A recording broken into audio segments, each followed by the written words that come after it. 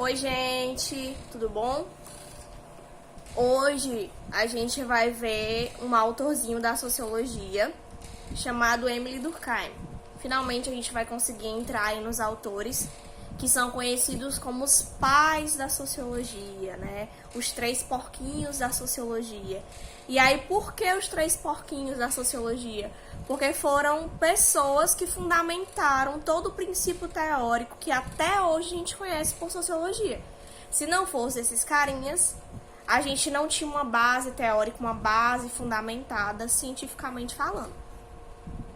Para a gente falar do Émile Durkheim, a gente precisa revisar um pouco do Comte. Por quê, professora?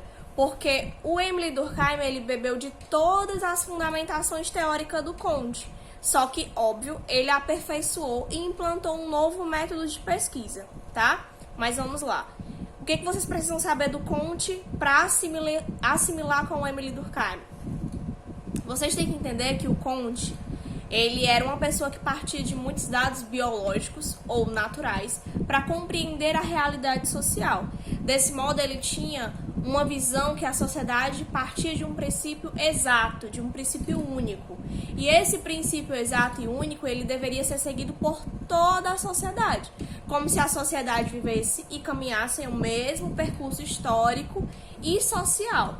Então, ele via que a sociedade, em algum momento, iria chegar num ponto evolutivo que todos deteriam um conhecimento racional ou, mais propriamente, científico. Então, ele entendia a sociedade como um organismo social que é moldado pelas instituições mais essenciais e pelos pensamentos que ali são implantados naquele dado momento. Então, o Comte, ele vai enxergar a sociedade como algo, moldável, mas que é preciso ter instituição forte para que a sociedade tenha uma harmonia. Quem seriam essas instituições? O Estado, a religião, tá? Principalmente a família. Todas essas instituições, elas são essenciais para que uma sociedade ela tenha ordem e tenha progresso. O Durkheim, gente, ele bebeu das fundamentações teóricas do Comte. Em que sentido, professora? Em acreditar que a sociedade ela precisava de uma harmonia. Por que ele acreditava nisso? Lembram da Revolução Francesa? O Durkheim ele é um francês. Desse modo, ele vivenciou a Revolução Francesa, mesmo que de modo distante, de modo teórico, né? Ele observou como foi o desenrolar da Revolução Francesa, e dali ele percebeu o quanto era necessário ter um Estado forte para que a sociedade pudesse se manter em o mesmo percurso social, tá? E aí, por que ele acreditava nisso? Como eu falei para vocês, o Durkheim, por mais que ele fosse um sociólogo, ele também via a sociedade como um organismo social. E aí, o que seria esse organismo social? Seria ver a sociedade como um dado natural também, né? Um dado que ele é exato, que ele não pode ser modificado a não ser pela própria ciência, tá? Como é que seria esse organismo social do Durkheim? Vamos pensar que o corpo humano é as definições da sociedade. Quem seria o nosso cérebro, por exemplo? Seria o Estado, tá? O Estado, as instituições, as leis, as regras sociais. Quem seria essa partezinha aqui? Isso, nós. Se o Estado ele consegue mandar todas as informações necessárias, nosso organismo vai conseguir funcionar e não ter nenhum tipo de patologia, nenhum tipo de doença. Se ele não consegue emanar nenhuma informação necessária, porque a gente sabe que o nosso cérebro, ele controla todo o nosso organismo, né? Todas as nossas movimentações, o nosso ato de falar, o nosso ato de andar, tudo precisa das informações que são vindas através dele. Se ele não consegue mandar informações, a gente não consegue ter nenhum movimento, assim como também a gente vai ter uma desregulação do nosso organismo, né?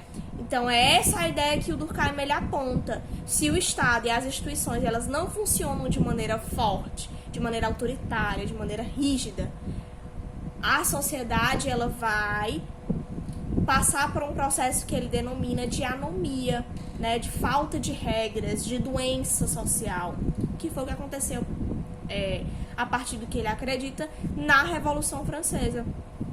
As pessoas só fizeram todo aquele movimento, tudo aquilo, porque o Estado não era mais forte. O Estado ele não tinha autonomia mais sobre a sociedade, no caso do rei, né, Luís XVI.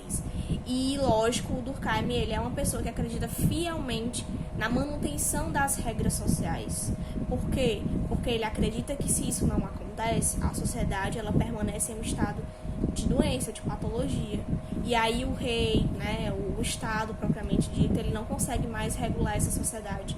E aí ele perde seu poder. Assim como outras instituições também, elas precisam ser fortes, tais quais como a religião, através da moral religiosa, ela precisa ser forte, ela precisa moldar e reerguer seus costumes para que a sociedade viva conforme aquilo que ela dita, aquilo que ela coloca como norma, tá? Então, mais uma vez, o Durkheim ele via a sociedade mediante os padrões que são construídos dentro da sociedade, mediante as leis gerais que são exercidas para uma coletividade. A sociologia, gente, ela se institui através de dois moldes, né? Um é que a sociedade ela comanda o indivíduo, né? E outro é que o indivíduo ele transforma a sociedade a partir das suas ações. O Durkheim ele parte de uma teoria funcionalista, portanto ele acredita que cada um de nós temos uma função essencial dentro da sociedade, mas a sociedade ela é a mentora de todas as ações e de todas as regras sociais. Dessa forma, ela nos coíbe, né? Ela nos manipula a agir conforme aquilo que ela deseja. Então, nós não temos essa liberdade, essa autonomia, que, por exemplo, a Revolução Francesa nos disse, né? A liberdade, a igualdade, a fraternidade. Nós não temos, a não ser que a sociedade, a partir das instituições sociais, elas ditem que a gente vai ter liberdade a partir daquele momento, mas é uma liberdade condicionada. A gente sabe que a gente tem a questão do livre-arbítrio, por exemplo, mas é um livre-arbítrio que ele também é condicionado, porque tudo na vida tem uma consequência. O Durkheim também acreditava nisso. A sociedade, ela dita a conduta do indivíduo. O indivíduo, ele pode ter a liberdade de fazer o contrário, só que ele vai sofrer sanções da sociedade por ter feito aquilo que não era regulamentado, que não era ditado pelas instituições sociais, tá? Mas o Durkheim parte de qual princípio teórico para explicar todas essas coisas? Ele institui, gente, um negocinho chamado fato social, tá?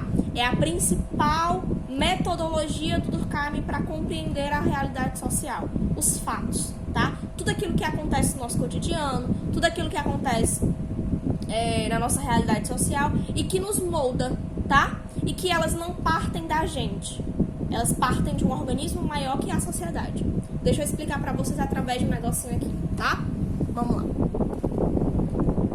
Estão vendo esse bonequinhozinho aqui? Vamos lá. Tá vendo esse negocinho aqui? Fato social. O que seria um fato social, gente?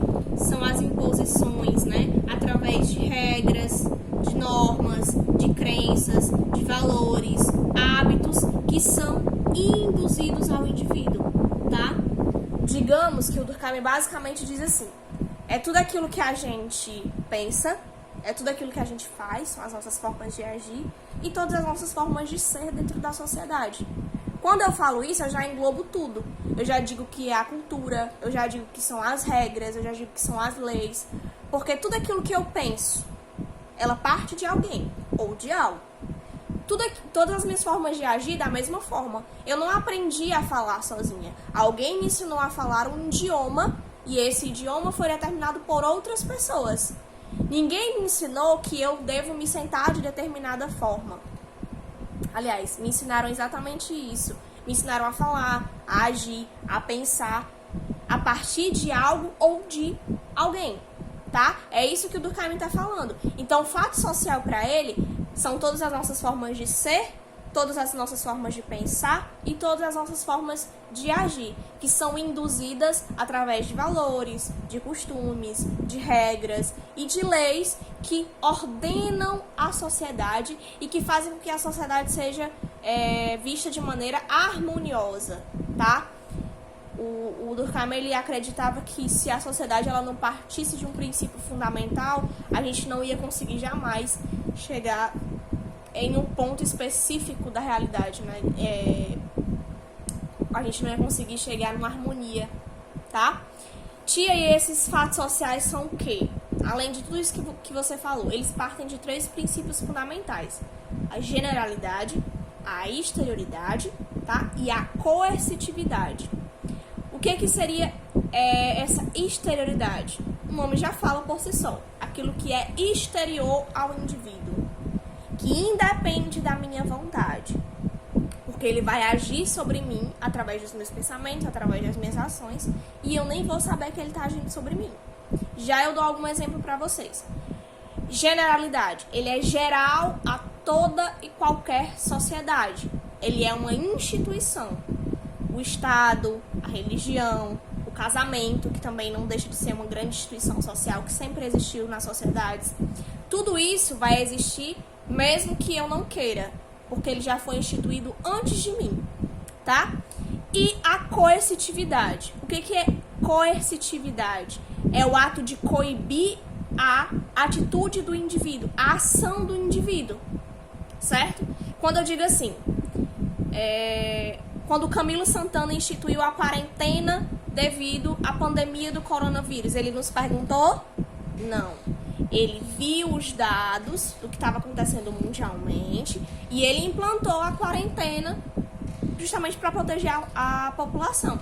Então é um dado coercitivo, porque ele simplesmente implantou uma lei e fez com que todos nós entrassem nessa quarentena. Então ele nos manipulou, ele nos condicionou a uma determinada ação, assim como várias outras coisas que acontecem na nossa vida também, certo? Vamos lá, para alguns exemplos práticos do nosso cotidiano. O crime, gente. Vamos lá. O crime existe em toda a sociedade? Existe. Tia, mas o crime em sociedades específicas como, por exemplo, a Suécia, a Nova Zelândia, em outros lugares, eles não são iguais aos crimes brasileiros. Claro, né, gente? Comparar o Brasil com outros lugares que são altamente desenvolvidos não faz sentido, né, gente? Vamos, né, com calma. Vamos analisar o crime a nível brasileiro, sem comparar com outras sociedades, porque essas outras sociedades, elas foram colonizadas de maneira diferente, elas foram exploradas de maneira diferente, elas têm uma economia diferenciada, né? No Brasil a gente tem uma economia emergente, em outros lugares do mundo já tem uma economia desenvolvida, então a gente não tem como comparar, tá? Mas o crime é exterior ao indivíduo?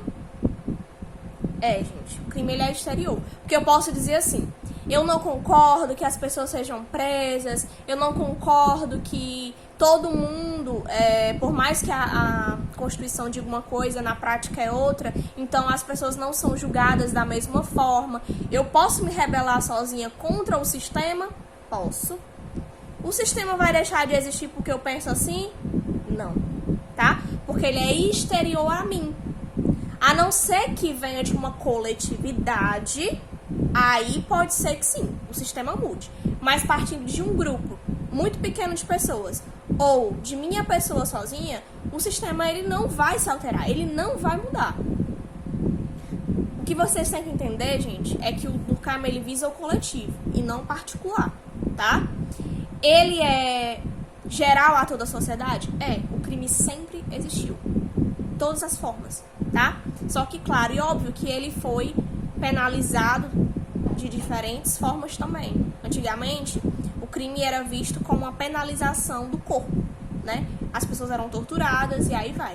Hoje, a gente tem uma penalização tanto da mente quanto da própria alma, porque o indivíduo ele fica isolado, né? E aí vai, certo? Então, ele é geral a toda a sociedade, ele acontece. E aí eu digo pra vocês novamente, vocês podem dizer, mas lá na Suécia não tem tanto crime. Não tem, porque lá as condições sociais são diferentes das condições brasileiras. O número de homicídios aqui pode ser muito maior do que lá. Mas por quê? Por conta da sociedade, tá? E ele é coercitivo. Como assim, tia? Quem nunca, tá? Quando dá determinado horário, fecha a sua porta e olha a rua para ver o que está acontecendo. Ou quem nunca, né, foi a Sobral e escondeu o seu celular. quando você está passando por determinado bairro. Isso tudo, gente, é coercitividade. É a ação da sociedade sobre nós. E é uma ação que ela é condicionada, porque a gente não pensa, a gente age no automático. Eu não fico pensando que eu tenho que esconder o celular. Eu simplesmente já faço. Porque é o meu automático, é o medo, tá? É o medo da sociedade, tá? É o medo que gera o crime, tá? Ou a ausência, né? Porque quando você se previne, muitas vezes você faz com que uma ação como essa não aconteça, tá? Outro exemplo, gente, é o suicídio, que é a principal teoria do Durkheim, tá? O suicídio, ele é exterior ao indivíduo? É. Porque eu posso dizer assim, eu não quero que aconteça mais suicídio dentro da sociedade, não acho que o suicídio é algo legal, as pessoas vão parar de se suicidar porque eu acho isso? Não, tá? É algo coletivo, é algo que age independente de você. O suicídio também, ele é geral a toda a sociedade? Ele é, porque ele vai acontecer independentemente das minhas vontades, principalmente quando o indivíduo ele se sente excluído da sociedade, tá? A maioria dos suicídios que acontecem no mundo são porque as pessoas se sentem excluídas. São pessoas que estão à margem, são pessoas que estão menosprezadas pela sociedade moderna, tá?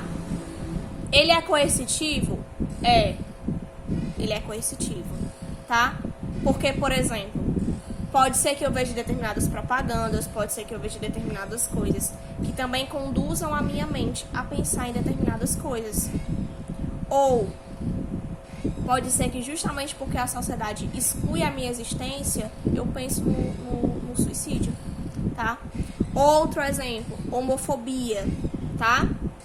Homofobia é exterior ao indivíduo?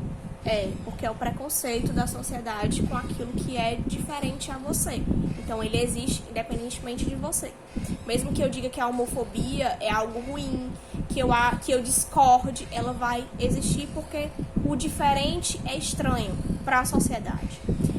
Ele é geral a toda a sociedade? Tem homofobia em grande parte do mundo, porque tem pessoas diferentes em grande parte do mundo, e nem sempre a gente vai aceitar aquilo que é diferente. Só que óbvio que a homofobia vai ser vivida de maneira diferente em cada sociedade, tá? Ela é coercitiva? Quando vocês veem casais gays que não conseguem sequer pegar na mão quando estão andando numa rua, aquilo dali se chama coerção. Porque você tem medo de ser agredido, você tem medo de ser morto, se você simplesmente segurar a mão do seu namorado e alguém vê você na rua, tá? Então isso é coerção. Isso é você fazer as coisas no automático, porque você sabe que se você fizer, a sociedade ela vai te punir de alguma forma, tá? Ela vai exercer alguma penalidade sobre o que você faz. Deu pra entender? Gente, em resumo, o que o Durkheim basicamente diz você tem que fazer as coisas porque existe uma ordem precisa para essas coisas. E essa ordem é que vai gerar o progresso da sociedade. E tudo aquilo que a gente faz na sociedade são regras. E essas regras, elas precisam ser seguidas. E muitas vezes, a nossa mente, ela age de maneira inconsciente. Então, a gente abstrai as regras, abstrai as leis e as faz sem que a gente sequer consiga percebê-las, tá? Então, é isso.